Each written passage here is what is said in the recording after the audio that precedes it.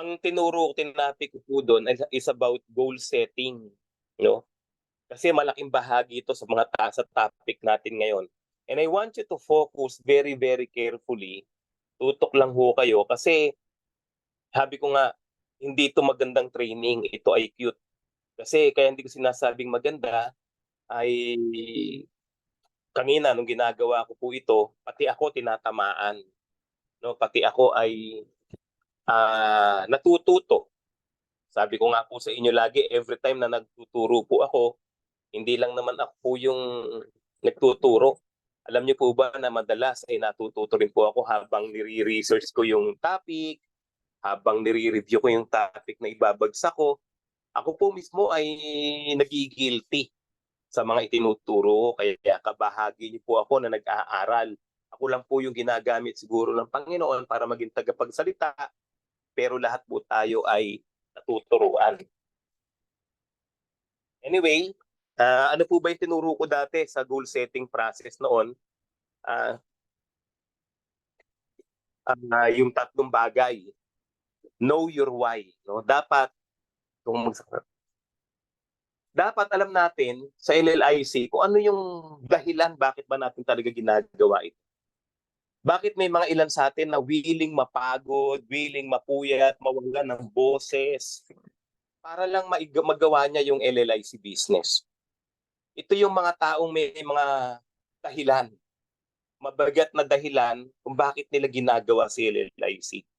So kung tayo ay mag-goal set, ito po yung number one process. Ito yung number one steps na dapat. Alam mo dapat yung dahilan mo bakit ka nandito ngayon.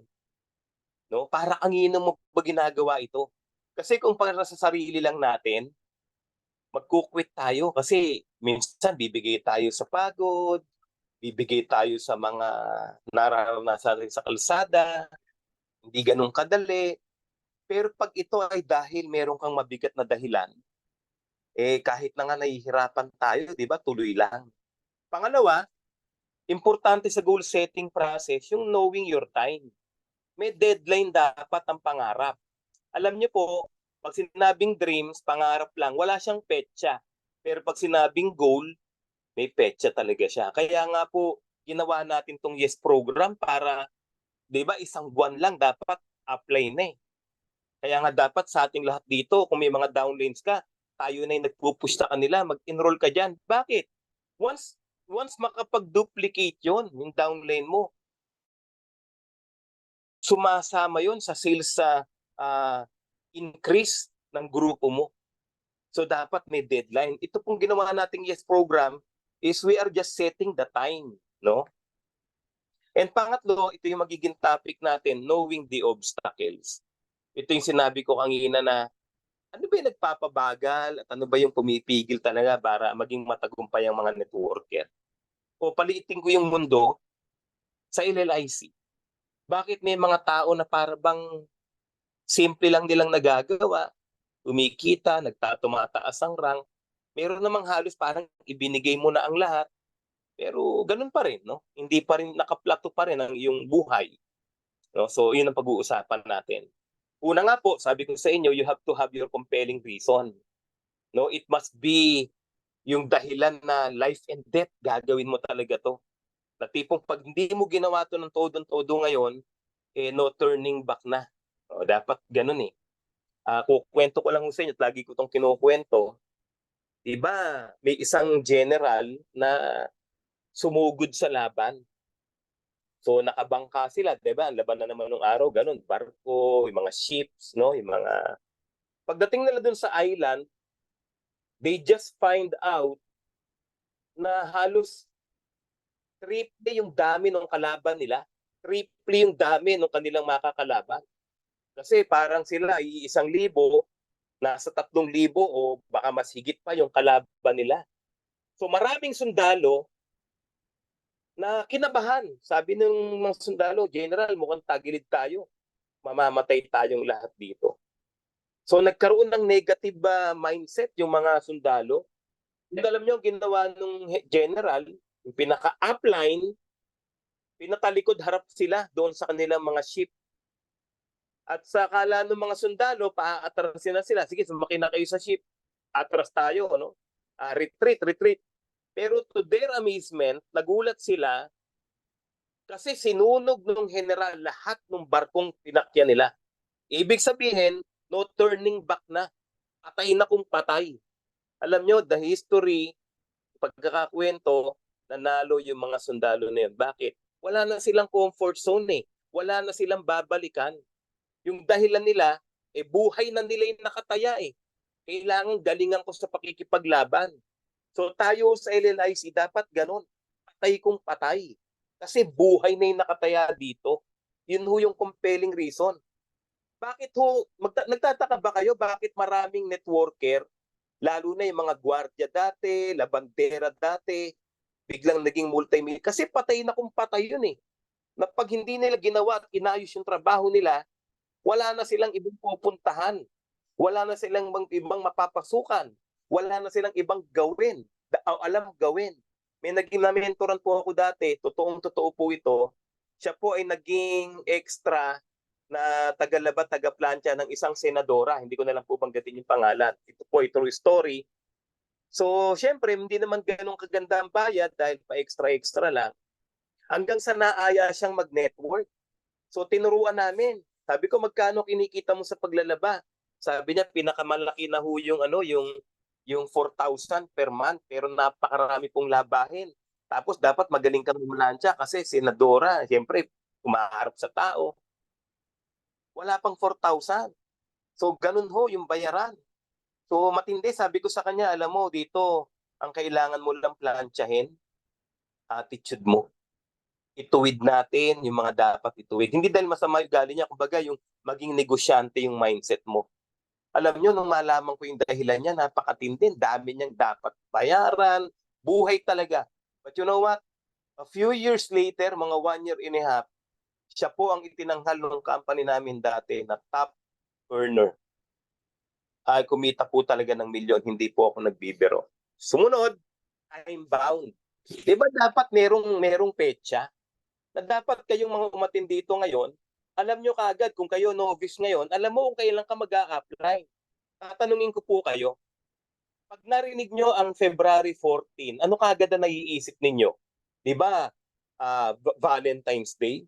Pag narinig ninyo ang December 31 to January 1, di ba alam nyo na kaagad ang sagot? New Year. Pag sinabing December 25, alam nyo na kaagad ang sagot. Ano yun? Christmas. Di ba? Pero pag tinanong ka kung kailan ka yayaman, kailan ka magiging upline, hindi mo alam kung kailan yung petsa. Yun ang nakakalungkot. Yung mga petsa na wala ka namang direktang pakikinabang, alam na alam mo. Alam mo kung kailan ng Pasko. Alam mo kung kailan ng Christmas. Alam mo kung kailan ng Lenten season. Alam mo kung kailan yung birthday ng kaibigan mo. Alam mo kung kailan yung birthday ng girlfriend mo. Pero ang tanong, kailan ka magiging upline, magiging coach, magiging senior coach, kailan ka magiging mentor, hindi mo alam. Diba nakakalungkot? Bato-bato sa langit ang tamaan, magbago na. Time bound. Pero bago po yan, tatanungin ko lang kayo, is LLIC a helping business? And I know, alam naman natin ang definition ng networking, it is a helping people business. Tumutulong talaga tayo. Ba't ko tinanong yan? Kasi ito po yung, sino ba dapat nating tulungan? Tama? Sino ba talaga? Diba? Sarili ba natin dapat nating tulungan? Ibang tao ba? O yung mga downline mo? Dapat alam natin kung sino yung dapat mong tulungan. Kung minsan, nagiging selfish ang tao. Ang katwiran kasi, sa labas ng networking, listen please very carefully. Sa labas ng networking, pag hindi MLM, syempre ang katwiran niyan, tulungan mo muna ang sarili mo para makatulong ka sa iba. Sa networking po, baligtad kasi to. Para matulungan mo sarili mo dito, dapat tumulong ka muna sa iba. Subukan mo na tulungan mong maging upline, yung downline mo. Darating ang time magiging coach ka. Tulungan mong maging coach yung downline mo. Darating ang time magiging senior coach ka. Tulungan mo maging senior coach yung downline mo. Darating ang time magiging mentor ka. Kung gusto mong lumaki kita mo, tulungan mo yung downline mong lumaki kita. Dahil pagkatapos niyang lumaki kita, lalaki ang kita mo. Ganun ho. Dapat alam natin sino ba talaga dapat tulungan. Sarili ko ba? Sa ibang negosyo, sa ibang pagkakataon labas sa MLM, talagang katwiran yun. Tulungan mo muna yung sarili mo para makatulong ka sa iba. Yes, pero nasa networking ho tayo. Ano sabi? Nakalagay ba doon na networking is a self-helping business? Hindi. Ang nakalagay, it is a people-helping business. Ibang tao tutulungan mo dito. Kung gusto mong maging coach, edi tulungan mong maging upline yung mga downline mo, yung 5 downline mo, gawin mong upline. Tulungan mo sila maging upline. Di ba dadami ang direct nun? Pagkakaroon ka ng increase sa sales, matataas din yung commission mo, iaangat ka. Ang problema marami sa networker, yun nga ho, mamaya baka ma-preempt ako eh. So know your priority. Dapat alam natin yung priority natin. Hindi kaagad yung pagkita ng malaki. Hindi kaagad yung maging mentor, kaagad yung priority. Tignan mo muna, step by step process po ang pagyaman sa networking. Know your priority. Dapat alam mo yung pagkakaiba ng urgent sa importante. Urgent versus important. Uulit-ulitin ko po ito.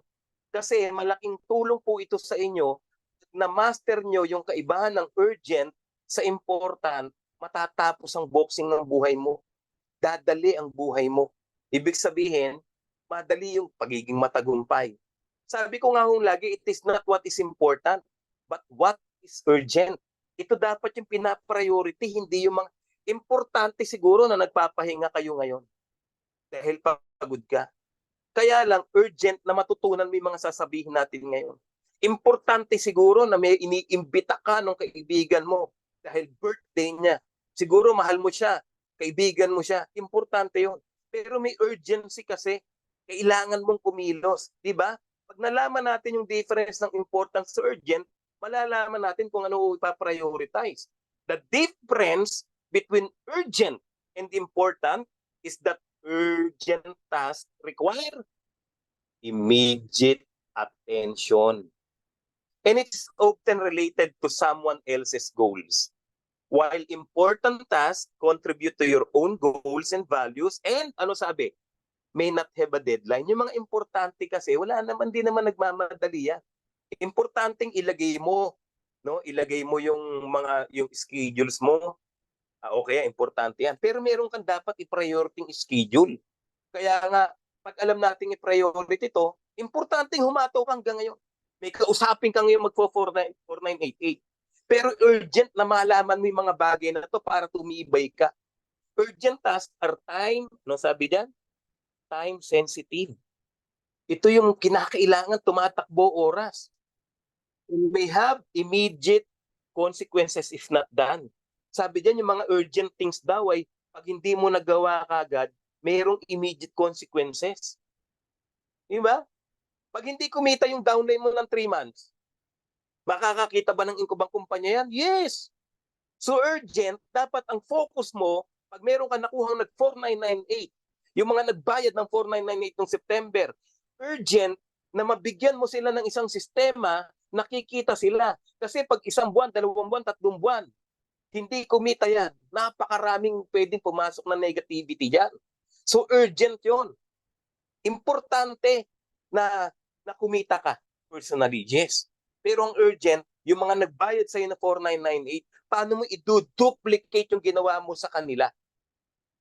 So yun na po yun. Sabi ko nga dyan, it is important na kumita ka, pero urgent na tulungan mo muna ang iba o downline mo. I-push mo sila sa program ng company. Ano ba program natin ngayon? Yes, program. Kung ikaw meron kang downline sa hindi pa nai-enroll, gawa ka ng paraan na sila mismo i-persuade mo. Pakita mo yung beauty na pag naka-plug ka sa sistema ng kumpanya, automatic magkakaapat ka kasi task yun. Ang problema, mismong tayo, parang duda pa doon. Mismong tayo mismo, parang dati walang program, walang system, nahanap natin yan. Ako, ganun ako nung nagne-network. Nung magka-system, hindi rin ganun kainit. Nung wala pa yung system, gustong-gusto natin gumalaw. Nung nagka-system, patay, lumamig din tayo. Pag-uusapan natin yan. Bakit? Tignan nyo naman yung magiging resulta. Talagang tinutukan natin, hindi ho ako lang, hindi lang ang GUB ang nag-ano sa YES program. It is a divided effort ng bawat isa sa atin. For 1664 results for our YES we lead. Yung apat, on the second week, merong apat yung downlines mo. Again, on the other week na darating, sa pang third week, 16 na yung downline mo. Plus yung force, 20. And sa katapusan ng bago matapos ang buwan, meron kang 64 na nasa third level mo. Ayaw mo pa nun? Kumbaga, pag tinulungan natin, tinutukan natin yung mga downlines natin, no, na makita yung beauty ng Yes We Lead program, dadali. Kasi yung novice to upline, magiging isang buwan lang. Bakit? Ano ba yung requirements ng novice para maging upline? Di ba dapat 4 na direct? Ano pa? Di ba dapat kumita ng 50,000? Kinumpute namin yan, ang kita ng novice.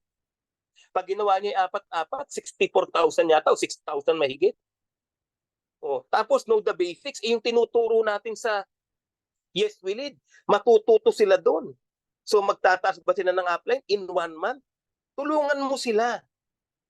Pag meron ka na pa-join ngayon na 4998, hikayatin mo sila, i-engage mo sila. Tinuro ko yan last week, paano silang i-engage. Di ba? Tinuro ko yan, yung just do it. Naalala niyo po? Di ba? Join them in the program. Use it as a tool, di ba? Yung letter U. Yun ho yung sinasabi ko. Ngayon, ito yung pag-uusapan natin. Alamin natin yung mga bagay na nagpapabagal. Maikli lang po ito dahil may Bible study pa mamaya. Alamin natin ngayon yung mga nagpapabagal at minsan talagang hindi lang bagal kundi talagang dahilan para hindi talaga maging matagumpay ang isang networker. Yung sabi ni iba, kakayanan. Hindi ko kasi kaya, hindi ako marunong magsalita, mahiyain ako.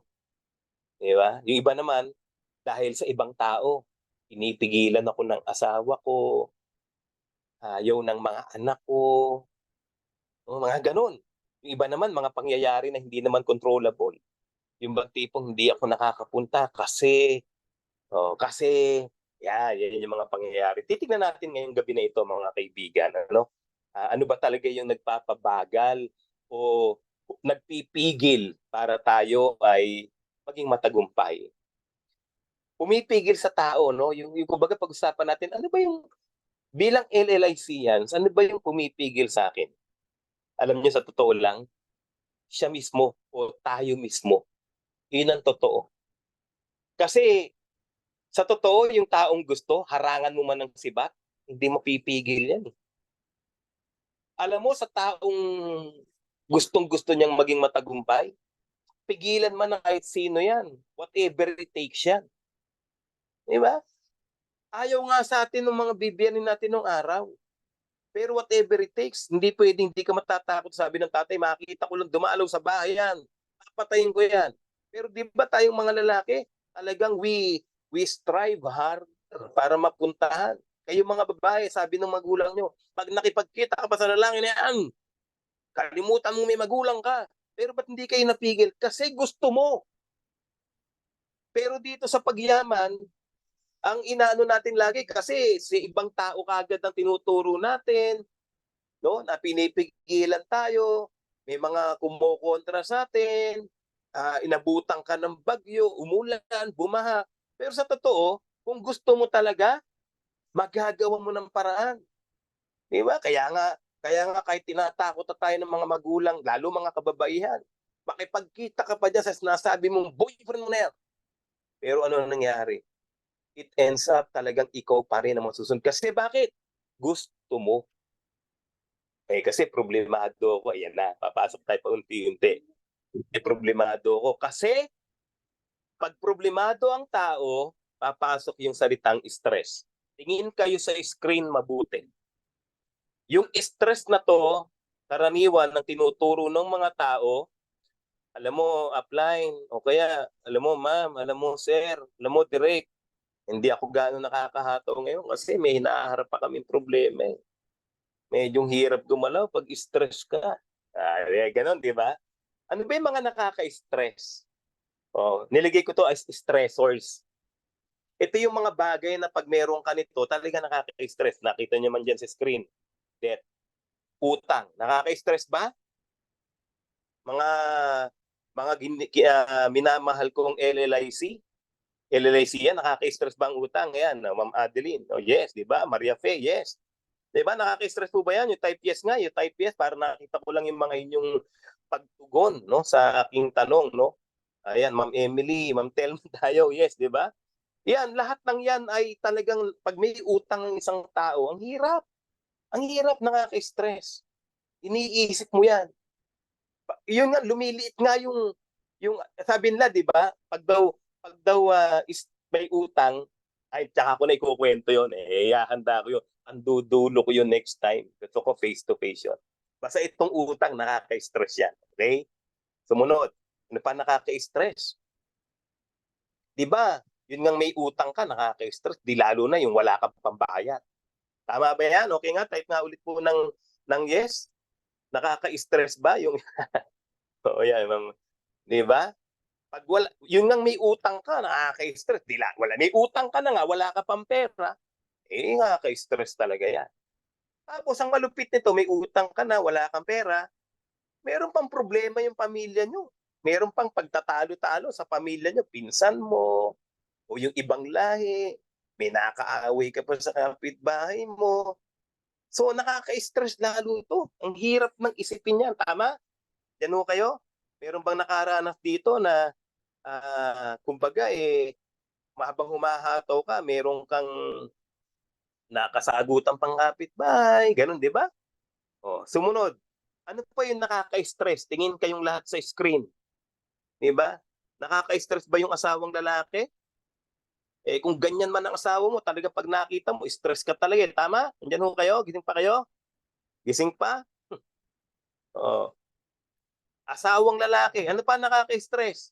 Kung nakaka-stress ang asawang lalaki, nakaka-stress ba yung asawang babae? Yes. Ayoko nang mag-network, asawa ko eh. Kung hindi man nakaka-stress ang asawa mong lalaki, yung babae, anak, nakaka-stress? Andiyan po ba kayo? Nakaka-stress ba yung mga yan? Diyos ko naman, mga itsura pa lang, kahit na sino, maki-stress dyan. Di ba? Maki-stressful, sabi nga ni Ma'am Rich, stressful. Di ba? Yan ang mga nakaka-stress. Sumunod, ito na. Ano pa? Pride. Minsan, pinababagal tayo sa pagiging matagumpay pag tayo may pride. Yung tipong ayaw natin ng parang tayo yung mauutusan, para tayong hinahawakan. Pero program po kasi ito eh. Alam nyo, yung LLIC, umisip ang company, the good company, together with the board of executives, kasama si GM Ninya, ang GUV, nag-isip, no? Alam niyo ba yung YES program, it is a result of a continuous meeting ng mga GUB. Paano mabibigyan kayo nung tawagan nila ako, paano yung magiging program? Pero minsan, siyempre, may mga pamamaraan tayong iba na parang ayaw na, kaya ko naman magpa-pay-ins may katwirang ganun. Oo, kaya lang lagyan natin ng kaunting control. Yun sinasabi natin. Kaya madalas, pag meron ka ng mga yon, tumatagal ang success. Ito na ho. Kaya bumabagal, kaya napipigilan, maraming networker sa LLIC, they doesn't work his business daily or regularly. Maisipan lang. Humataw ngayon, todo, no? Kinabukasan, papahinga yun ng todo. Alam nyo ba, pag nagpahinga kayo, para kayong magbaback to zero. Diba? Aabutin ka na ng sandamakmak na katamaran pag huminto ka. Kaya hanggat hindi mo naaabot yung goal, yun yung importante. Yung tinitignan mo, yung gusto mong kunin, hanggat di mo naaabot, don't stop. Work. Tulog ka sa gabi. Pag uwi mo, pahinga ka ng kinabukasan, pag tinamad ka, pag naramdaman na tamad ka, doon ka na sipagin. Tandaan niyo po ito. Pag naramdaman mo yung tamad, dapat naramdaman mo lang, doon ka lalong magsipag. Basta nararamdaman mo na si tamad, doon ka na magsipag. Sumunod, doesn't take responsibility. Dapat kung ano man na mangyayari sa'yo dito, dapat inaari mong responsibilidad mo yun. Ang maganda nga dito ngayon, meron ng program yung kumpanya. Sasabayan mo na lang. Take responsibility. Mag-invite ka. Pag may CMS, invite mo yung buong grupo mo. Drop everything. Di ba? Alam naman ninyo, every Monday, alam naman ninyo, pag Saturday, meron tayong yes program. Drop everything, i-arrange mo na yung schedule. Yung iba kasi, alam nang may schedule, nag-schedule pa. Hindi ho, ako, naniniwala ho ako, kaya nating kontrolin yung schedule. Kayo naman mag-i-schedule yan eh. Ay, hindi po ako makakapunta. Bakit? Meron po kami nga hatawin. Ano nangyari? Ang daming nag-pay-ins. Pero sa isang iglap, pwedeng mag-negative. Kasi bakit? Hindi na siya sharpen yung saw eh, yung axe. Pumupurol. Tandaan nyo itong lagi vulnerable ang taong pagod na pagod pero yung pinagpaguran niya hindi niya makikita. Iyon yung nabe-burn out. Yung todo hataw. Kaya nga ginagawa natin, work your business daily or regularly. Pero may mga pagkakataon that we have to sit down, again, mag-recharge tayo sa mga training tulad nito, and as much as possible, invite your teams. Dapat na-organize ninyo ang inyong mga oras. That is your responsibility. Itong malupit. Isa sa nagpapabagal at nagpapatigil ng pagiging matagumpay. Most of the people sa networking, ang akala nila, alam na nilang lahat eh. Totohanan po ito. Alam nyo yung acne, hindi naman sa yung, diba, sa LDO ang turo, yung mga ibang taong hindi pa nagne-network, acne. Hindi po. Ang totoong acne yung member na. Sila yung, alam nyo, mahirap turuan yung mayroon ng alam eh. Ang hirap pasunurin yung taong mayroon ng alam. Sa amin sa Bulacan may kasabihan, mahirap daw ituwid ang kawayan pagputok na. At ang sabi ng kasabihang English, you can never teach new tricks to old dogs. Kasi alam ko yan. Ang tagal ko ng networker. Ginagawa na namin to ng team namin. No.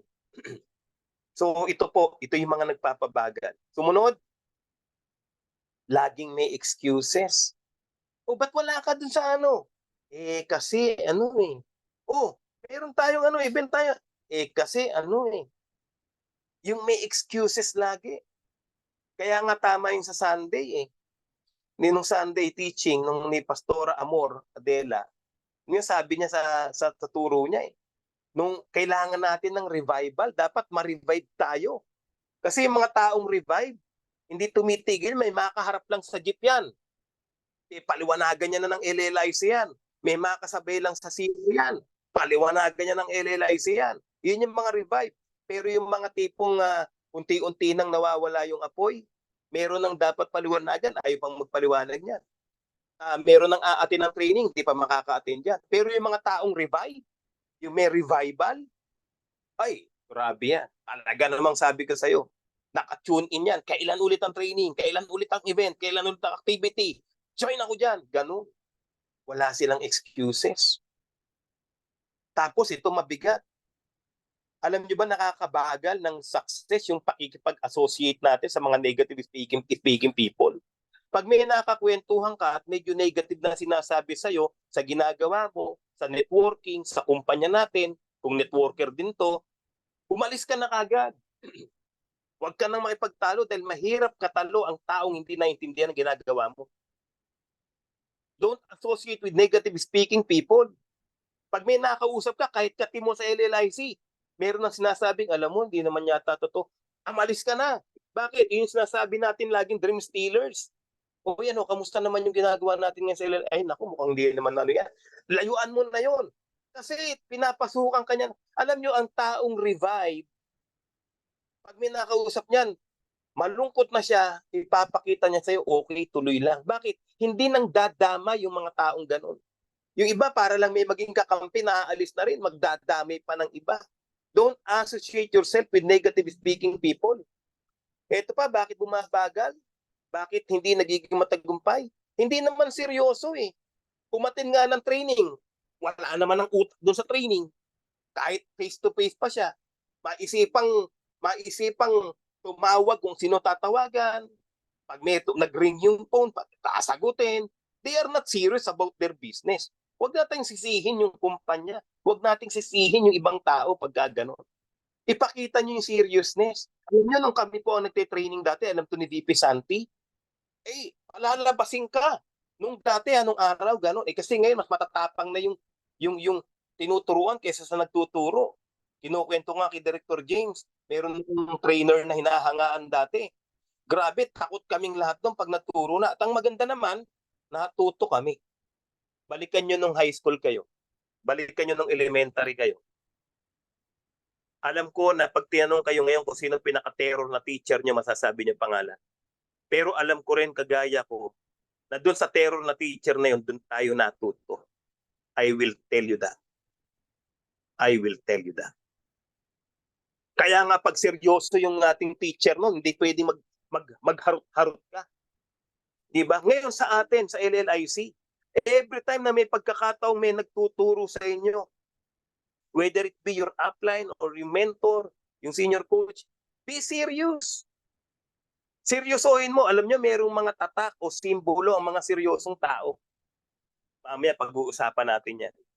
Alam niyo yung mga seryosong tao, hindi mo na kailangang i-follow up. They are always present. Yung mga seryosong tao sa negosyo nila, they take initiative. Hindi na kailangan pang tawagan yan, hindi na kailangan pang alalahanan yan. Diba? At yung mga taong seryoso, talagang nakatune, no, doon sa kanyang, ano ba yung kaganapan ngayon, updated tong mga taong to. Pero tignan nyo to, no? Yung mga kumitang mga milyon-milyon, tanungin nyo sila kung ano ginawa nila. Ang pagiging serious, ito ay equivalent, parallel to the word dedicated. Napakahirap maging dedicated ng isang tao kung di ka seryoso sa gagawin mo. Ang hirap. Kaya nga may tinatanong tayo, di ba, seryoso ka ba? Oo, gagawin mo talaga, seryoso ka. Kasi ang hirap maging dedicated ng isang taong hindi seryoso.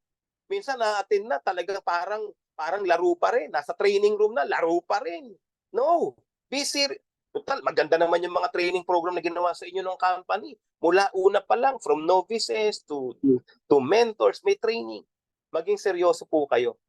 Again, hindi po ako, ito po ay paalaala. No? Kasi nung kami ang nakikinig, parang kayo ng elementary. Pag alam mong stricto teacher, hindi pwedeng di mo gawin yung assignment. Tama po ba yun? Hindi pwedeng di gawin, natatakot pa tayo. At dumating pa sa punto na pag di mo nagawin assignment mo, hindi ka pumapasok. Tama? Kasi takot ka. O, tayo may mga assignment ngayon, pero dahil wala lang, yun na yun.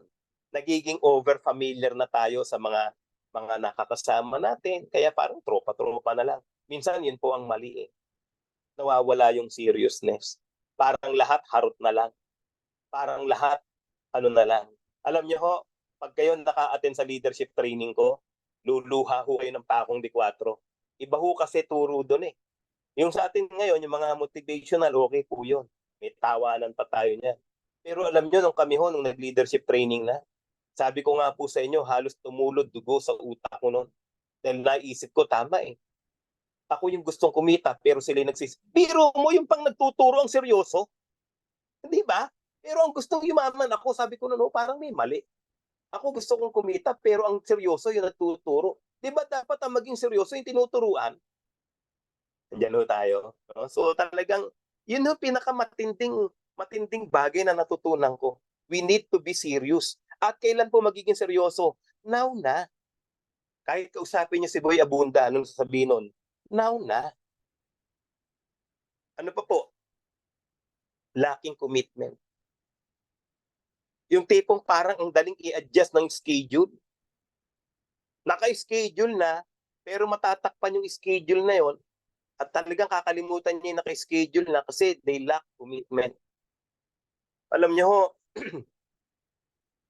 yan lagi kong chinecheck sa sarili ko eh. May commitment pa ba ako sa gagawin ko? Na pag may commitment ako doon, obligasyon ko yon. At may ibang darating na ibang commitment, gagawan ko ng paraan na hindi mag-shuffle yun. Sana ho naandyan pa kayo. Lacking action daily. Ito nga po yun. Karugtong na't magkapatid yan, magpinsan yung commitment na yan sa pagtitake nyo ng action daily. Kasi sa mga taong committed o obligadong kumilos, sabi ko nga po sa inyo, they take action daily. Hindi papayang di makuha yung goal niya. Kasi meron tayong goal ngayon, yung 1 month, diba? So they take action daily. Ito mabigat. Kaya bumabagal yung pagiging matagumpay, napipigilan yung pagiging matagumpay. Napakadali nating maimpluwensya ng mga negative comments, mga negative na kwento, mga negative na kwento-kwento, usap-usapan. Ay, ganun. Talaga, naku, yoko na nga. Grabe pala yan. Di ba? Tama ba yun?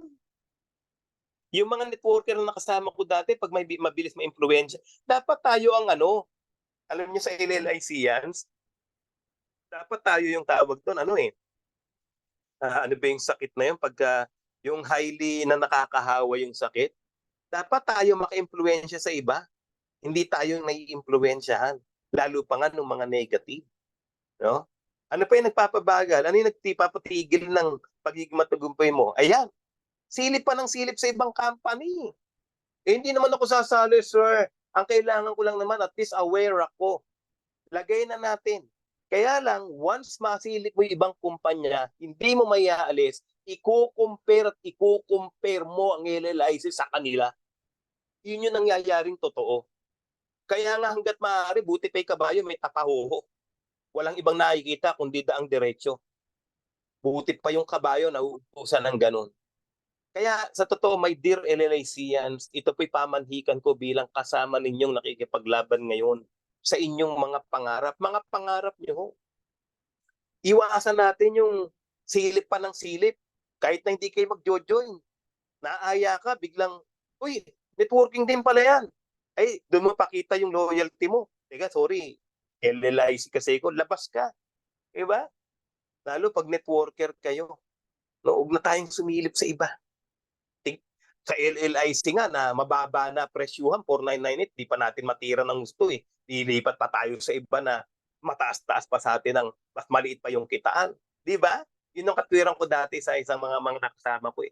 Kung dito nga lang sa company, na halos andito na lahat ng tulong, andito na lahat ng trainings, wala tayong 5th pair, wala tayong 10th pair, eh hirap na tayo. Di pag lumipat ka pa lalo sa may 5th pair at 10th pair, di lalo na. O sabihin nila, hindi kasi ba't yung kakilala ko kumikita doon? O tignan mo after 6 months, after 1 year, tignan mo. Tandaan yung laging may consequences yung ating mga actions. Eto, bakit bumabagal? Bakit nahihinto yung pagiging matagumpay? Dependent pa din tayo sa iba kahit matagal na sa business. Ako lagi ko pong kupira to, if it is to be, it's up to me. Kung yayaman ako, it's up to me. Kaya nga inilagay ko dyan ang mindset, if it is to be, it's up to me. Huwag tayo maging dependent. Ito pa maganda ngayon, no? My dear LLICians. Alam niyo ho ba na napakadali na ng ginagawa ninyo sa LLIC? Why? Kasi may mga program po tayo, ang gagawin nyo lang, i-enroll nyo lang sila, yung mga bago. So kumbaga, ang tulong nyo sa GUB director sa company, enroll ka. Tapos titignan mo, naka-attend ka ba nung Saturday? Follow up mo. Ano nangyari nung Saturday? Kailangan sundin mo yung yung requirements. Apat dapat tutulungan nyo kami. Yun po yung if it is to be, it's up to me mindset. No? Hindi mo kailangan maging magaling magsalita. May gumagawa na sa inyo niyan. Hindi mo kailangan maging magaling magpaliwanag ng products. Kumpleto na ho kayo. Merong GUB, merong STMI. Di ba? May mga training na ganito. Meron kayong mga morning routine. Ang kailangan mo na lang na kumbaga ay gagawin, itulak mo yung mga dumali sa ilalim mo, i-attend kayo. Mag-enroll kayo. Gawin nyo yung requirements. Basahin nyo lagi yung GC. Mag-backread kayo kung medyo natatakpan. Di ba? If it is to be, it's up to me. Mindset. Ano pa? I-check uli natin yung attitude natin. Balik tayo dito. Sabi ko sa inyo, anong attitude kasi nung tinignan ko sa dictionary, ang Tagalog niya, yung pinakamalapit na Tagalog, saloobin. So, yung pala yung kaya pala dati, alam mo yung tao na yan, mabuti ang kalooban niya. Yung pala yun. Pag sinasabi yung tao na yan, mabuti ang kalooban niya. Maganda kalooban niya. Yung pala yung attitude. Kasi mali dati ang ako mismo, no? Ewan ko kayo, Marami ko nakausap, mali ang kanilang Tagalog sa attitude. Ang sinasabi nila, ugali. Hindi pala. Kasi yung kalooban, yun ang nagpo-produce ng pagiging ugali. Kung ano yung inuuga. Kunyari, pangit ang kalooban mo, sigurado pangit ugali mo. Hindi ka marunong gumalang, o yung hindi pagiging magalang, ugali yon. Eh bakit hindi siya marunong gumalang? Eh kasi nga pangit yung kalooban niya. Di ba? Meron siyang hidden na pangit yung attitude. Affected yung behavior. Yun po yung English ng ugali. Behavior. Ano bang inuugali ng anak ko sa school? Tamad-tamad. Di ba? Ganon. Di naman yung, ano ba yung attitude ng anak mo towards school? Hindi ho maganda eh. Kaya nga ho yung ugali niya, hindi rin maganda. Affected kasi yun. For success, attitude is equally as important as ability, sabi ni Walter Scott. For success to happen, attitude is equally as important as ability. Mas gusto ko na yung tama ang attitude na hindi magaling kaysa magaling na hindi tama ang attitude. My dear LLICians, mas masarap pang makasama yung taong walang alam pero tama ang attitude, matututo yan. Pero yung may alam na pero pangit ang attitudes, pasawa yan. Kaya sabi ni Walter Scott, for success, attitude is equally as important as ability. Kaya nga, di ba, may nabasa po tayo dati, no? Your attitude will determine your altitude. Kung nasan ka man ngayon. Kaya, yun eh. So, ano ba ngayon? Anong attitude ba dapat meron ka sa LLIC? Dito tayo tumutok. Ngayon lang, makaka-attend po kayo ng Bible study, may lang po ito. Anong attitude ba dapat meron ka? Yung kalooban, no, this kalooban shapes the Filipinos philosophy or view of life. Yung attitude pala, ito yung kung paano natin tignan ng buhay. Pag pangit ang kalooban mo, pangit ang pagtanaw mo sa buhay. Kaya yan yung mga tipong mga ano lang, pasigi-sige lang yan. This kalooban is the foundation of a sophisticated sense of inner values that govern his behavior. Yun na po yun. Yun yung namamahala sa ugali natin and shapes our character. Kung tamad man tayo, di ba pag sabi, ano karakter mo sa pelikula? Rapist. Yan po yung mga karakter. Ano karakter mo sa pelikula? Ay, ako kasi yung mabait yan. Yan. Yun yung pinoportray natin sa buhay. Ngayon tayo, tanungin natin, ano ba yung karakter natin sa LLIC? Tayo ba yung bida-bida? Tayo ba yung kontrabida? O tayo yung bida? Anong karakter meron ka sa LLIC? Malalaman mo yung karakter mo, depende sa behavior mo, na yung behavior mo nagmula sa kalooban mo or attitude mo. Ugali nating Pilipino na dapat baguhin. Ito na po yan. Kaya bumabagal ang pagiging matagumpay ng isang networker. Bakit? Utak talangka. Pangit naman yung utak talangka. O crab mentality. Sinulit niya, tinatawag na utak talangka ang isang tao kapag nais niyang makaangat sa buhay pero sa pamamagitan ng baghatak sa iba ng pababa. Sa madaling sabi, ayaw ng ilan na nalalamangan sila. Kaya na pag nakakaungos, ay naku, hindi pwede yan. Makikita ito sa ilang tao na dahil sa inggit o selos, maninira ng kapwa o mandadamay sa mga kasalanang ginawa nila. Diba maraming tao, iilan lang naman to, no? At ako naniniwala sa LLIC, walang utak talangka. Pwede ko bang makita ang inyong mga thumbs up? Walang utak talangka sa LLIC. Dahil tayo po sa LLIC ay nagtutulungan. Tayo sa LLIC ay iisang pamilya. Ano pa ang ugali? Ningas kugon. Ang ningas kugon ay nangangahulugang sa una lang masiga. Sige, sige. Yes program, sige. Nung nag-ano na, siya ang wala. Siya ang parang alam niyo 'yon, nawala. Maganda o magaling ang isang tao sa isang gawain. Sa kalaunan naman, hindi na niya ito maitutuloy o naitutuloy o hindi natatapos. Alam niyo po, my dear LLIC, nasabi ko po ito nung unang-unang tayo ko. Ang pangitain ko po, pag kayo ay inawardan, wala pong aawardan sa inyo na top earner. Alam niyo, ang nakalagay sa SAS ninyo, yung ilalagay ng company sa inyo, great finisher. tinapos nyo yung task ng maayos, walang tinapakan. Isipin mo na lang na ito yung katrabaho mo sa una lang bibot, tapos kapag tumagal, puro salita na lang. Anong tawag doon? Bida-bida. Babalik ako sa karakter. Dapat ang karakter natin sa LLIC, bida. Tayo yung superhero na nagpe-present. Tayo si Super Yes. Sabi sa Bible, let your yes be yes and let your no be no. Kasi yung mga bida-bida, sige, tara! O, pagdating ng panahon, wala na. Wala na sila ngayon. Di ba? Ano pa? Ugaling bahala na. Nako, sa Pilipino yan. Ito ang ugali ng Pinoy kung saan lumalabas ang katamaran o katamaran. Maaari daw itong mga hulugang naniniwala talaga ang mga Pinoy sa ultimong kapangyarihan ng pagpapatnubay ng Diyos. O, bahala na si Lord. Maganda yon. Ngunit maaari din daw itong mga hulugang madaling sumuko, madaling mawala ng pag-asa ang mga Pinoy. Isa pang bersyon nito, yan, alam niyo yan, bahala na si Batman. Kawawa naman si Batman. Hindi nga Pinoy yan eh. Baka nga yung mga gumanap na Batman, di pa napunta rito sa Pinas eh. Tapos siya na yung pinamamahala natin. Oh, kamusta naman yung negosyo mo sa LLIC? Bahala na si Batman. Kawawa naman si Batman. Siya pa yung magkakargo ngayon pag di kayo yumaman. Eh, ba't di kayo yumaman? Si Batman kasi. Di ba? Andiyan po ba kayo? Are you learning? Ugali pa natin mga Pilipino dapat baguhin. Ano yan? Filipino time. Pakibasa po ng malakas. Filipino time. Isa ito sa pinakamalalang sakit ng mga Pinoy. Ang tinatawag na Filipino time ay nangangahulugang pagiging wala sa tamang oras o huli. Kumbaga, kapag sinabing Filipino time, ito ay 30 minuto o higit pang huli sa totoong oras.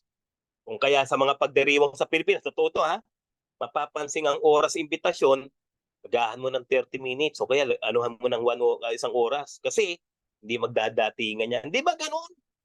Gumagawa ng program. Anong oras program natin?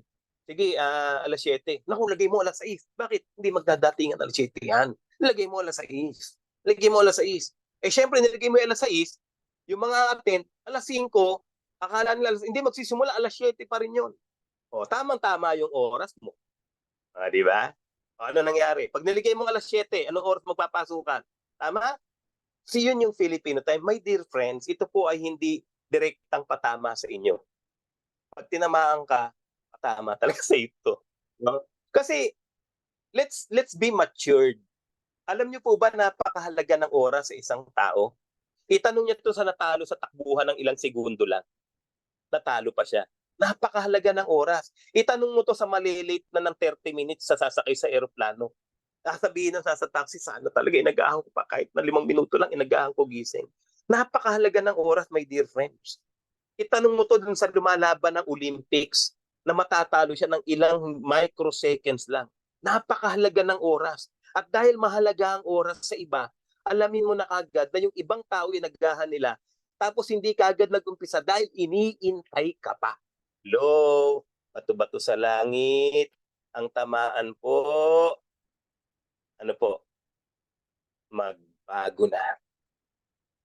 Filipino time. Dapat gumawa na tayo ng LLIC time. Ako ho ay naging guilty sa ganito. Maliban na lang po na talagang matter of life and death, okay naman yun. Alam naman natin talaga kung matter of life and death eh. Excuse naman po talaga yung talaga may biglang emergency. Pero yung parang naging habit na ng Pilipino. Di ba? Tayo mga Pilipino, ganyan, kilala tayo dyan eh. Naku, Filipino time na naman yan. Hindi magdadatingan. So, parang hanggang ngayon, umiikot na ngayon yun. Naging ano na siya, espiritu na siya. Filipino time. Ano pa? Ang dapat itamang ugali, ayan na. Hindi pagsunod sa patakaran. Kung ano ang bawal, siya ang ginagawa. Nakalagay sa barangay, bawal magtapo ng basura. Tignan mo yung ilalim nun. Puro basura. Bawal umihi dito, amuyin mo, mapanghi. O, para hindi na kayo magtaka sa EDSA. bawal tumawid dito. Tanong, may tumatawid? Meron. Nagalit yung MMDA. Nilagyan na, bawal tumawid dito. Aba, hindi nagtatawiran, nanakot na. Bawal tumawid dito, nakamamatay. Ba, nanakot na, may tumatawid pa rin. Binago ulit ng MMDA. Nakalagay doon, bawal tumawid dito, may namatay na. Naku, hindi pa rin yun. May tatawid pa rin doon. Kung ako ho magiging MMDA chairman, iba ilalagay ko dyan. Pag ako po naupo, ito lalagay ko. Bawal tumawid dito. Pag tumawid ka, patay ka sa akin, nasa kabila ako. Ay, pagtawid niya, sigurado siya. Tama. Kasi tayong mga Pilipino, ugali na natin na hindi sumusunod sa patakaran. Hindi ko alam, nalagay ko nga dyan, kung matigas lang ba talaga yung ulo natin? Wala tayong disiplina? Di ba mapapansin nyo yan? Kaya sa church namin, sinabi ko nga po ito eh. Sabi ko, siguro mas maganda siguro game sa church kung ano, bawal kasi nang ginagawa. Tignan niyo yung mga nasa abroad, sa Saudi. Bawal magbasa ng Bible, basahan sila ng basahan ng Bible doon. Totohanan po yan ha. Pumunta ka sa Middle East, bawal doon nagpe-pray, nagtipon-tipon. Pero yung mga Pilipino hindi mapigilan. Bakit? Bawal eh. Sa Pilipinas, open magbasa ng Bible. Wala nagbabasa ng Bible eh. Babasahin niya yung messenger, hindi niya babasahin Bible. Oh, kung ano yung bawal, yun ang ginagawa. Kaya dapat gawin din natin sa LLIC kung ano bawal, yun ang ilagay natin. Bawal mag-invite. Ay, mag-i-invite lahat yan. Bawal umattend ng maaga. Naku, a-attend lahat yan. Bawal eh. Siyempre gagawin nila. Hindi sa susunod sa patakaran eh. Bawal mag-sponsor ng 4998 ng 5. Ay, 10 i-sponsoran yan. Bakit? Pasaway eh. Hindi pa ba kayo? Hello, bato-bato sa langit ulit. Ang tamaan. Ang tamaan. Diyos ko po. Hindi tayo. Ako nga, may mga tinatanong ako sa GC, di ba? Tingnan nyo, very rare na may mag-comply. Tingnan nyo po. Ito po para sa inyo po ito, hindi po para sa akin ito. Magiging trainer po kayo. Hindi pagsunod. Ugali ng Pilipino yan. Naku. Diba? Sa amin lang, sa barangay namin eh. Bawal magpatay ng aso sa kalsada. Puro tayo kami sa labas eh. Grabe yun. Bawal na yun ha. Kasi kung ano bawalin ang ginagawa. O kaya gagawin sa LLIC, bawal umattend ng tama sa oras. Ay, sigurado ko. Alas 7 training, alas 6 lang naando na sa office yan. Bakit? Pasaway. Sabi diyan, marahil ito na nga ang dahilan ng problema sa trapiko at kung ano-ano pang problema. Di ba? Ano pa? Balat sibuyas. Ayan na naman. Bato-bato sa langit. Andyan pa po ba kayo? LLIC, kahit pa ba? Palag pa ba? Palag. Ugali nating Pilipino na dapat baguhin. Balat sibuyas. Manipis. Sensitive. Hindi naman talaga siya pinag-uusapan. Akala niya siya pinatatamaan. Hindi na nagpunta ng office. Ayoko yan. Pinagkukwentuhan ako. Ayun yung mga balat sibuyas. So kaya nabiro mo lang. Hindi naman talaga sinasadya. Nagtampo, tinanim. Ito palang, ano ito, naasar ko nito. No? Sa LLIC, alam niyo sa totoo lang, kung kayo gusto niyo talagang may mangyari sa 2024, kainin natin yung emosyon natin. Huwag tayong emosyonal. Move on. Move on. At the end of the day, yung mga nangyayari sa atin ay, ito natutunan ko lang to kay paring JB Alcala. So ako nagpapasalamat ako kay kumpare ko yung buo, paring JB Alcala, na ito sabi niya sa akin dati, there are only two people na darating sa buhay natin. One is to give us experience and the other one to give us a lesson. Tama? Experience ang maganda na pwedeng balikan o lesson na talagang hindi mo na dapat balikan kasi nasaktan ka lang. Ayan, wow, para tayong nasa FM radios, di ba? Ano pa? Yung mga ugali ng Pilipino, konti na lang to. Iyan na, sigurista. Hirap ugali ng Pinoy yan. Hindi ibinibigay ng todo, kundi sigurado. Tignan ko muna kung mayroong makakapasa sa YES program. Tignan ko muna, mga wait and see. Dapat alam muna ng Pinoy na 100% walang talo bago tumodo. Ito ha, bibigyan ko kayo ng halimbawa. Oh, halimbawa, sigurista. Naglalakad yung mga kaibigan. Aray, tignan mo na sa dulo. Ano yun? Ewan nga eh, parang tae. Oh, nilapitan. Para sigurado lang. Kinuha, inamoy. Inga, di ba? Sigurista eh. Yun yung tipong ibang Pinoy. Sigurista. Di ba? Yun yung sinasabi ko na gusto natin makasiguro. Tingnan, tayo nga pare. Buti hindi at natapakan. Ba't mo inamoy? Tiniguro ko lang pare. At least sigurado na tayo, iwasan na natin. Pero nahahawakan niya na, naaamoy niya na. Maraming Pilipino ganito. Sigurista. Wait and see yan. To see is to believe yan. Sabi sa Ilocano, Jack natin yung kita. Di ba? Kumbaga, sa atin, sa ginagawa natin ngayon, siguro isa lang ang siguraduhin natin. No? Nakita mo na naman na talagang may nangyayari sa networking pag talagang ikaw mismo, sigurado ka sa sarili mo. Di ba? Ganun lang naman yan. Okay, ano pa ba? Oras na para mag-adjust tayo. Kung gusto mo nang may magbago sa 2024, wag mo nang ulitin yung ginawa mo noong 2023. Di ba? Wag mo nang ulitin. Ano pa? Judgmental. Humuhusga ang ilan gamit ang mata. Nakabase ang mga Pilipino, ilang Pilipino sa nakikita at naririnig sa iba. Remember that there are two sides of the coins. May ginawa na maganda, pangit pa rin ang hahanapin nila. Yung bang tipong, talaga kaya? Ganun kaya talaga yan? Naman hindi. Pakitang tao lang yan. Di ba? Siguro may ilang Pinoy na dapat questionin muna sarili nila bago ang iba. Tandaan uli yung golden rule. Ano ba yung golden rule? Kaya't sa lahat ng bagay, kung anong gusto nyong pagtrato sa inyo ng mga tao, ganitong paraan ninyo rin sila tratuhin. Dahil ito ang batas at ang mga propeta. Ulitin ko po, Leader LLICMs. Mateo 7:12. Kaya't sa lahat ng bagay, kung anong gusto nyong pagtrato sa inyo ng mga tao, ganitong paraan nyo rin sila tratuhin. Dahil ito ang batas at ang mga propeta. Gusto mo bang igalang ka? Igalang mo rin sila. Gusto mo bang pakinggan ka? Makinig ka rin sa kanila. Gusto mo ba na tipong ino-honor ka, kinikilala ka? Kilalanin mo rin yung iba. So ito yung problema sa tao eh. Yung iba, taker lang eh. Siya lang ang bibigyan mo ng bibigyan ng mabuti. Pero pag siya ayaw niya magbigay ng mabuti.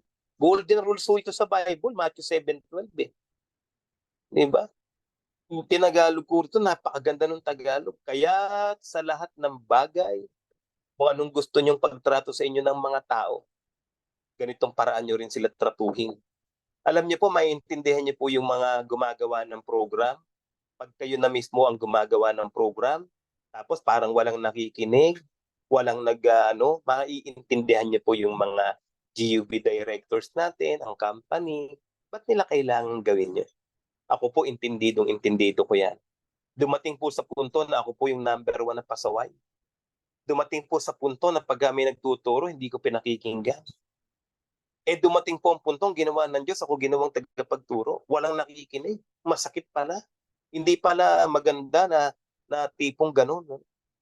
Hindi pala ayos. Kung minsan, pagka mayroong nagtuturo, pastor man o feeling ko, pinatatamaan ako, galit ako. Gagalit ako. Sabi ko, anong pakialam mo? Buhay ko to. Pero darating pala ang punto, nung ako ganun, hindi siya nagpapatama eh. Kasi dapat itama. Andyan ho kayo. So, yun ho yung kumbaga, yun ho yung next kong tuturo itong friends na yan eh. Tuturo ko po yan, hindi ko po itotodo ngayon.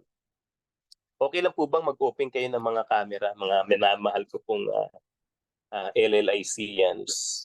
Buksan ko lang din po yung aking camera. Ayan. Ayan, partner Reggie, kamusta? Sa are. Ayan. Okay lang po ba? Ayan.